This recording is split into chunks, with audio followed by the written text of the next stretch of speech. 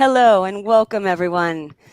My name is Tara Anderson. I'm the VP of Customer Success at Newforma, and we are here with a wonderful panel of women in the design and construction industry in celebration of International Women's Day. So thank you for joining us today.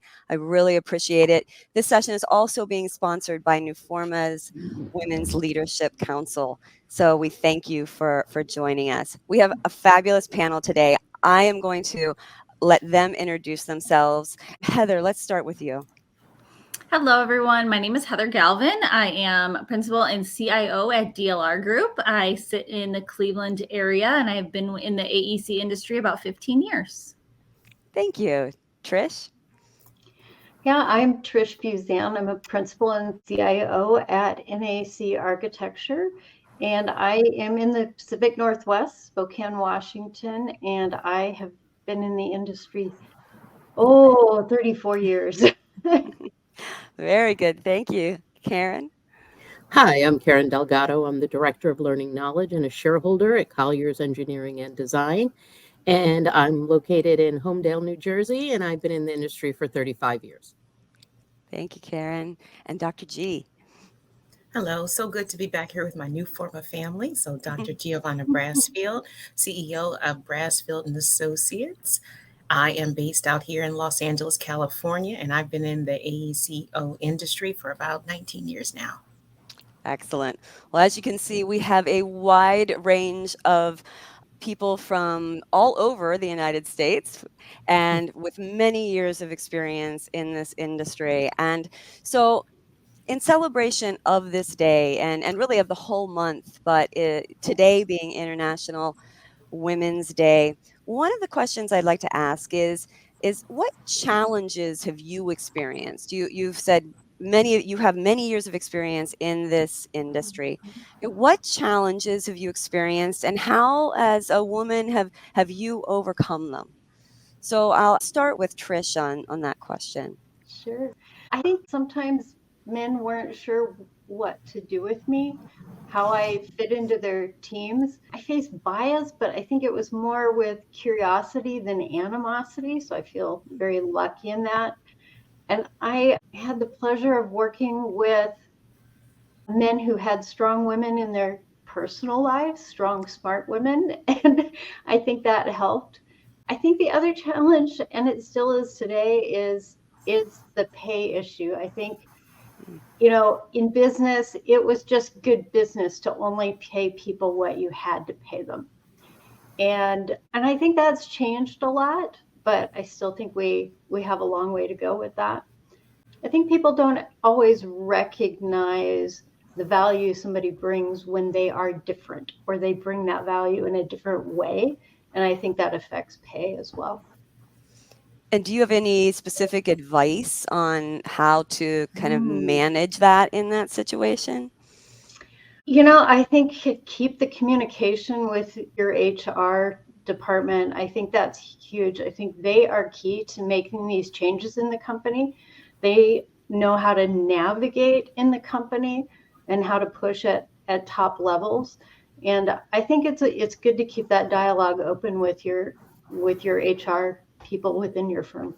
Very good. And ladies, any of you have any ways you have navigated that challenge, as Trish said about that, not understanding people being different and how to navigate that? And not that it's a negative bias, it's more they just don't know.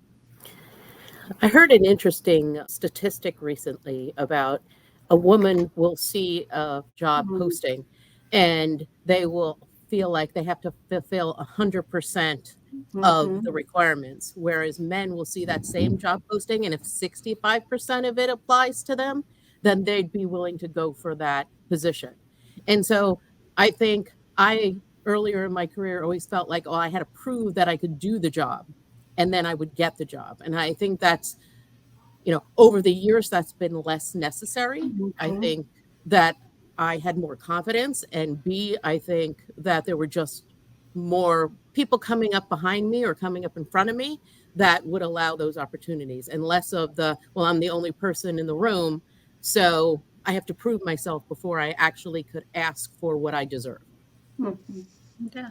And I can speak, and I'll agree with Karen on that. I think that there's been people ahead of me, and I'm coming from a technology side. I don't have an architectural background. So speaking from technology, there is still I'm at a conference actually today, and there's about 55 people in the room, and there's only 6 women, and it's a technology and design conference. And so that being said, there's, you got to advocate for yourself. And I've learned in these years that you have to stop worrying about, you have to ask the questions, advocate for yourself, and not worry so much about proving yourself. I was in the Army previously to my technology roles, and there was always that I had to do extra things and be extra to make sure I stood out and that I could be with the men in those leadership roles, because most did not believe that women should be there. And so I found that a lot with technology in the AEC industry in my beginning of my career, but it's definitely getting better for sure. That's great I to just hear. definitely have to agree with, Heather's perspective. My entry point into construction was not the non-traditional way into industry, which was more so raising my hand to volunteer and finding out kind of how do I connect and growing a pathway into inclusion. And so what I did to remove barriers is I had to align myself with the people that ran the jobs out there in the field, looking at the construction schedules, really understanding what the project executives looked at and the lens that they were looking at the RFPs or even delivery to a client of the overall project. And for me, that was when my light bulb went on and really engaged in the overall work of industry and, larger understanding the impact that I could make when it comes to inclusion. Excellent. Heather, you said something that I find really interesting, and I'd like to just kind of expand that, and that's that concept of advocating for yourself. And so maybe you can speak a little more to that, and everyone else, please, as well. What does that mean to you, and how would you encourage women to advocate for themselves? As far as for me in advocating for myself, it did take me a long time to be able to speak out and speak up in a large group. And I'm an extrovert, so I have no problem talking. But when you're in a group, especially of male dominated senior level people, it's hard to feel like your opinion is validated or that and I just said one day, I'm just gonna, if they don't like it, they don't like it. They put me here in this position and they hired me for a reason. And so time to take this and go to the next level. And talking with peers and your mentors and having a mentor, you can advocate for yourself to your mentor and they can talk with you and how to be able to create that dialogue, talking with your HR, talking with other women in the industry. And I will say, it doesn't always have to be a woman. There are men too that will help advocate with you and for you. And you just have to find that one you click with. I don't think that mentors, I know we're segueing a little bit, but I don't think mentors can be picked for you. I know a lot of companies pick those programs. I don't think they can be picked for you. I think that a mentor-mentee relationship should be a natural relationship back and forth, and you have to be able to get value out of it. I've definitely in the last couple of years, especially asking the questions. And if they sound silly, chances are someone else in that room has that same question. And I'll use today's example. It just happened today. I'm sitting there in this room of 55 people and I'm like, does my question apply? Should I ask that? Do people really care? And right as I was about to raise my hand, another person 5 chairs down asked pretty much the same question. And I'm like, should I ask it? So I think, Heather, you raised such a timely conversation on mentorship. We think about our industry as a whole, and there's 23% licensed architects for women. There's in the industry for construction about 10 to 14% out there in the field running the jobs. So when you think about mentorship, it's going to be alignment with our allies, our male counterparts in these positions that can really help pave the way and support our current senior leaders as women in industry overall. And it's such a need. I think I was in a panel breakout the other day, and one of the executives was talking about his call to action and how this other executive female said, am I supposed to mentor all these, hundreds of women within the organization by myself just because I'm a woman? And she actually encouraged him to answer his call to action and step up as a mentor and help support. And then others like him at the executive level of this particular organization, then they also leaned in to really join the mentor program. But you're right. It doesn't have to be a formal structured program. It can be just by asking one simple question. You never know where that question can lead and support your growth.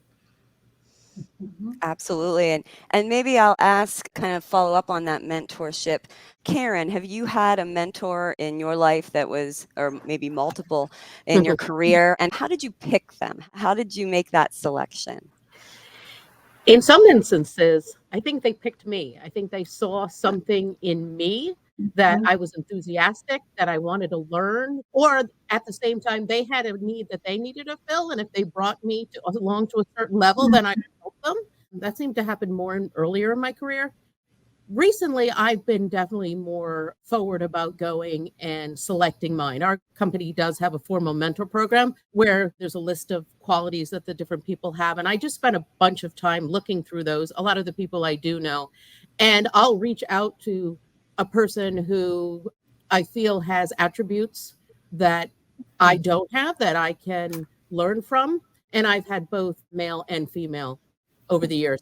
And I am heavily involved in our mentor program. I take 2 to 3 mentors each time because in some ways I think I'm better at advocating for other people than I am myself. And being a shareholder in my firm, that allows me to elevate other women in the firm that may not have found their voice yet. Very good. Thank you.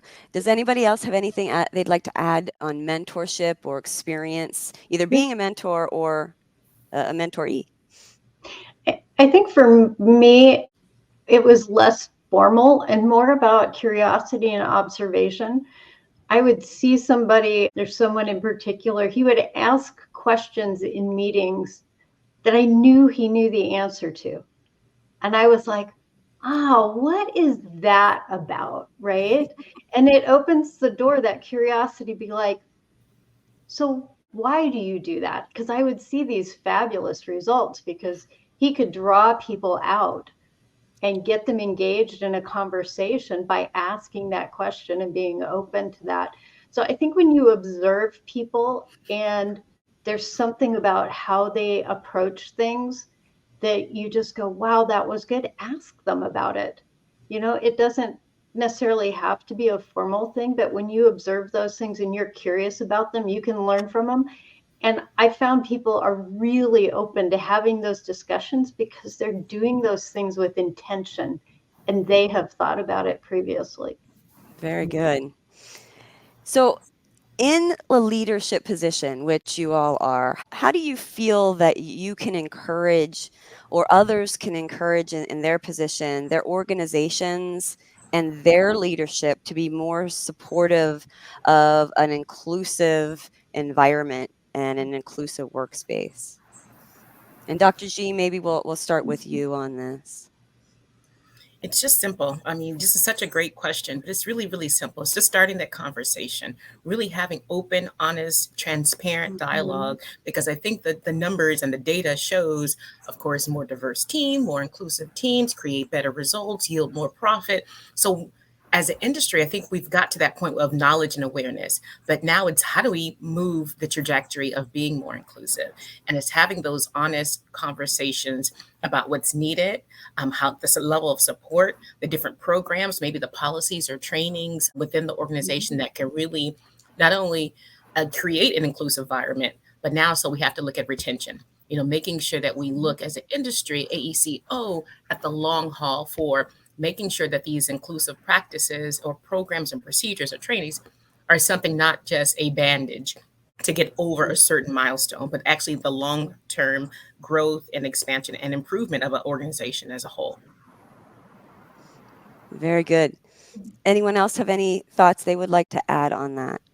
I think it's getting out in the community, wherever you can, in the high schools, in the colleges, and try to promote this industry as a career, that it is for everybody, because there's only so many that are currently there. So we need to look to our future leaders and make them see that there are people like us. If they can see themselves, then they'll be interested. That's great advice. Any other thoughts there? I think technology might be getting a little off track here, but I think the new technology, that opened doors in my career because I was willing to take on and learn something.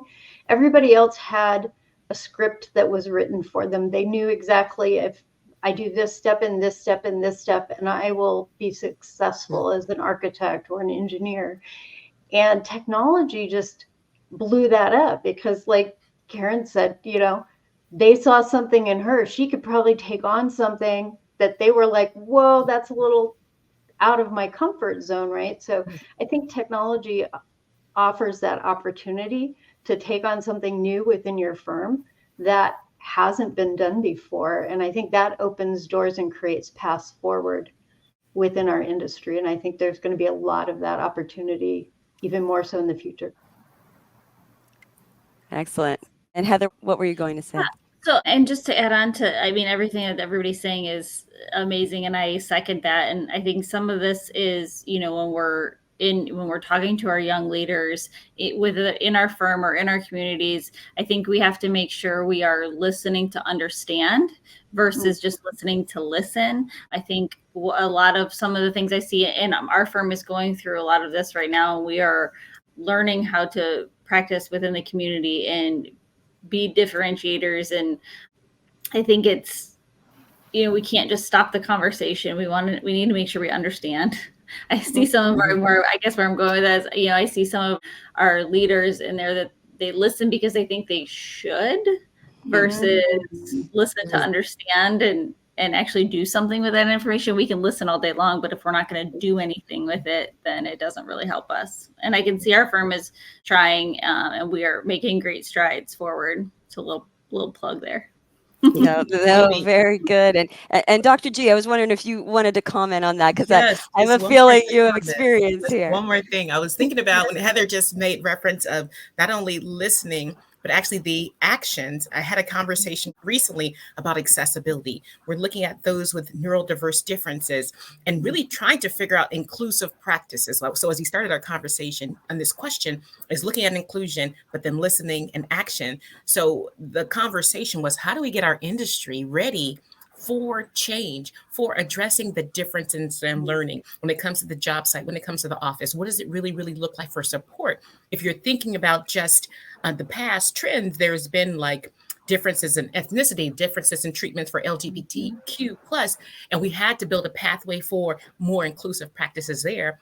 But especially when it comes to those with neurodiverse differences, is gearing up the workspace and the job sites for those differences. Maybe it's a modified work schedule if they're in the actual warehouse doing and building the equipment, or maybe looking at them as more engagement on the design side. So there's all kind of efforts, but again, it's readiness and making sure that there's a foundation for inclusion and the intent. Like we had Trish talk about the intent behind it all.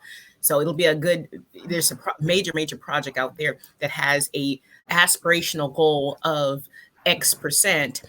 It's huge, and it's a federal push to have this inclusion for disabled people on the project. And I'm super excited to even have that. But it's like, what does it look like for industry to be ready and have it so they stay and they feel part of a group and a team and crew out there in the field?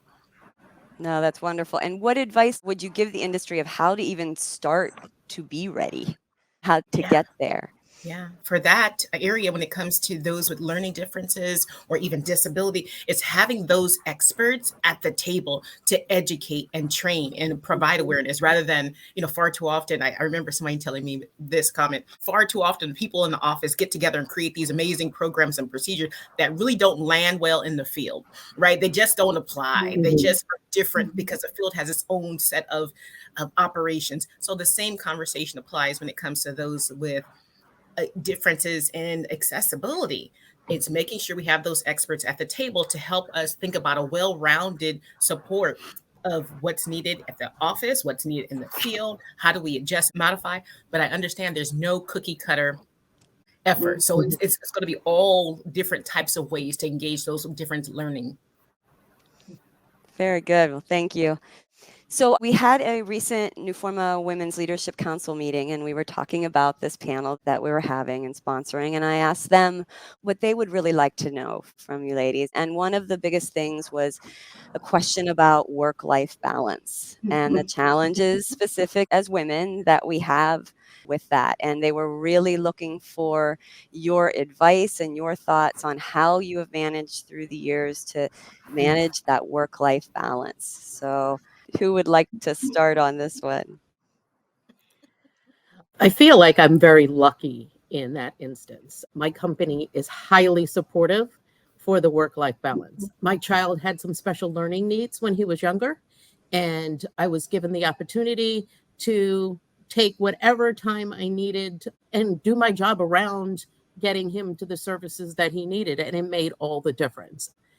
I was a class mom because, school was a couple of miles away and nobody really cared. Just put my lunch late on my calendar. As long as I'm not booked for something, I was able to go and do that. And so I think everyone knew that I was going to be working hard, but that my family took some precedence. And as long as I got everything I needed to get done, there was not necessarily a timeline that was pushed on me. I was able to have both. And I do truly appreciate that, being in a company who appreciates that. And I see it, it's not just the women. I see the men having those same opportunities. One of the gentlemen on my staff just spent a day at his son's school in some sort of program who wasn't necessarily even with his kid. It was just talking about, what he did for his work. So I do think that is something that's known throughout the firm and has always been supported from the top down. Karen, that's amazing. And I have to say DLR Group is the same way. We are family first. And I'm also very thankful that I have a firm that allows me to be able to put my family first and arrange my schedule to be able to do that. And I think we also have to think about it's not just the working mom, because you think about the working mom versus there was always that context that's changing. There's dads that are going into school and doing the things they need to do, paternity leave or maternity leave. But we also have to think about people too, that there's not every woman is a working mom. Not every woman is a mom. And so that's definitely, as the generations are growing, people having children a lot later or not at all. And, that is definitely a difference. And I think it comes down to culture of the firm. And Carolyn, you said you're very lucky, and myself, I'm lucky as well. And so hopefully others have that culture within their firms that they're able to do that. Very good. I mean, you're right. Culture has to be utmost important when it comes to work-life balance. I think there was Sheryl Sandberg that talked about work-life integration, right? Because you're always adjusting and modifying based on where you are, what you're working on. Sometimes you focus more so on family interaction. Sometimes you focus on getting that project to the finish line. So it's really, truly that integration of it all. And I mean, in my space now as a small and emerging business, I really, really have to put those boundaries up of what does it look like for this whole integration of space? Because now I kind of eat what I kill, kind of in essence, right? As a smaller firm. So I always want to say yes. I want to say no problem, I'll do it, get it done and knock it out of the park. But at the same time, I have a 13-year-old autistic son who needs services, he needs support, who needs me there, and doesn't necessarily understand that mom has to keep the lights on that you see here, keep this computer running, so all these other things that are equally as important, but doesn't take away from that mom's space.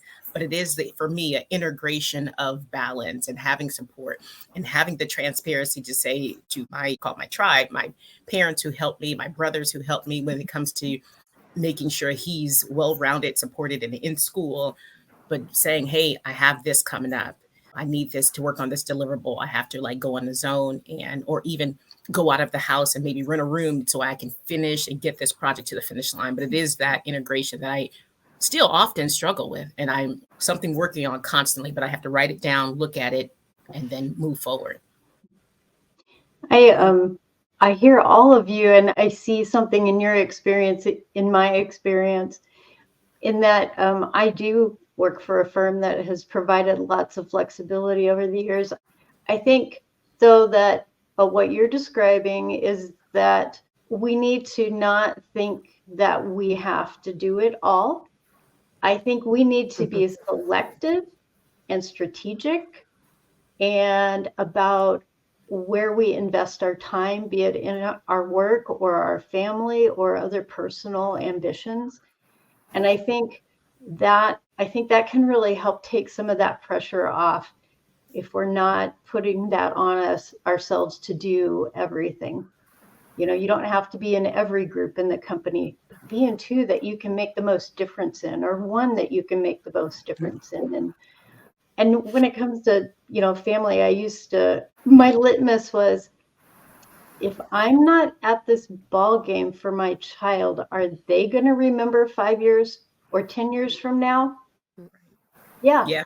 If I'm not here this afternoon to work on this project and I work on it this evening instead, is my company going to remember that 5 years or 10 years from now?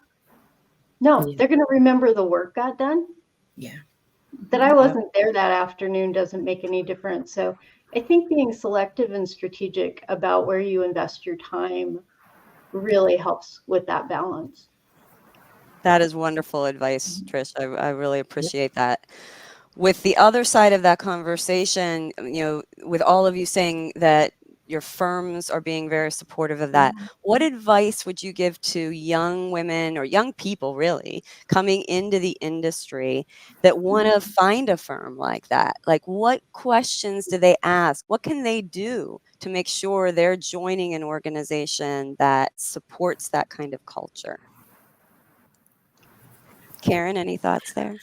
Yeah, I feel like, you know, there are questions you can ask about the firm's values, and you can ask specific questions that will give you that answer for yourself. Like, one of my firm's core values is be safe and well. So, you know, the fact that that's part of the value kind of gives you the insight right there. I also think, you know, depending on who you get to meet at the firm, if you get to meet, you know, one of your peers, like I always like to bring a peer in for the interviews and not just be the only person doing the interviews. So that way they can get more of a feel of what it would be like for them. And so I think the interview process as a whole kind of gives you some of that information. Very good. Any other thoughts, ladies? No, I think, Karen, that's exactly what I do. I bring in peers so that they can see the type of team they'd be working on, and they can ask the questions of what a typical day is like, you know, the values of the firm, what the culture is like of the firm. And they need to do their due diligence on making sure that they need to know what's important to them, and they need to ask those questions. Very good. So during our panel at Newforma World, that thank you again, you all were part of that as well. And that was such a wonderful session. Thank you. One of the gentlemen stood up and asked what I thought was a very good questions. I just wanted to revisit it here. And it was about allyship. He asked, how can I, as a man, be a good ally? What can I do? So maybe if you can just share your thoughts there on what we spoke a bit about allyship earlier, but what being an ally, what does that mean, and how can men help that and be a good ally? What comes to mind for me is, if you see something, say something, which sounds really strange, and I don't even remember the context of that, so that might not be good. But you know, we had some policies when I first started that were like, a man and a woman can't drive to a job site together. Like, this is craziness. And one of my male colleagues said, that's nuts. I'm taking Trish to the job site. You know what I mean? And or even in meetings, if you notice something, like I've had even our CFO come up to me and go, you know, that discussion seemed like it struck you in a not good way. What was that about? And are you okay? Just, I think, observing and asking questions, and you're in a position to challenge in a way in your company sometimes, not always, but sometimes in a way that women, particularly younger women, might not be able to. So I would say observe and ask, you know.